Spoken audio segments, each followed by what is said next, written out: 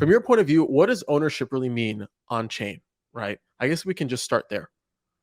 This is a really good question that I think. So what is ownership, right? The only thing that you actually own in an NFT contract is effectively like a row in a table in the contract. So when you have a collection, there's what's called like a token URI.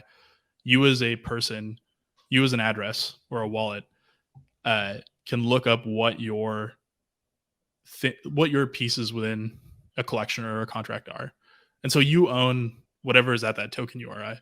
But that token URI oftentimes links off chain and is on like some centralized server or links to an S3 bucket or something like that. And so like technically the thing that you own is just the thing that's on chain.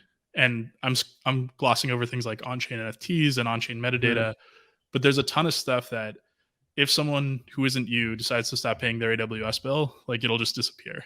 And that's like, I think a lot of like the JPEG era NFTs aren't actually decentralized. Like they're either surfaced through other people's APIs or they're just in an S3 bucket or wherever they may be. But you don't actually, if you own that JPEG in an S3 bucket that you don't pay the bill for is kind of a like philosophical question almost. And so I think like eventually over time, especially in a bear market, we're going to see more projects lean into on-chain metadata, on-chain SVGs, things like IPFS for hosting as an alternative to S3. Because let's take an example, right? If you have a project and the artist mints and all their assets are in an S3 bucket and they, get hit by a bus and their estate doesn't cover their AWS bill, that bucket's getting deleted and your content, maybe you made a copy of it, but the thing that's on chain links to that bucket. And so it's like, you may have the copy, but you have no way of proving like, I swear that like, this is the JPEG that was linked in that bucket that we have no proof of. But if it's on IPFS, like, IPFS, the interplanetary file system, a decentralized storage layer, you have the ability to, even if the artist, vanishes, you can still keep paying for the pinning of that content and like the link will resolve, so to say. Got it.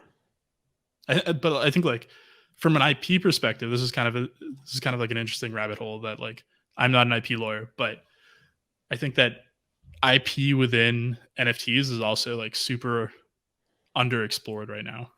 If you've gotten this far, you are a champ, and I want to say thank you by giving you a free NFT. You can claim yours by going to adamlevy.io/NFT, fill out the steps, and you'll be good to go.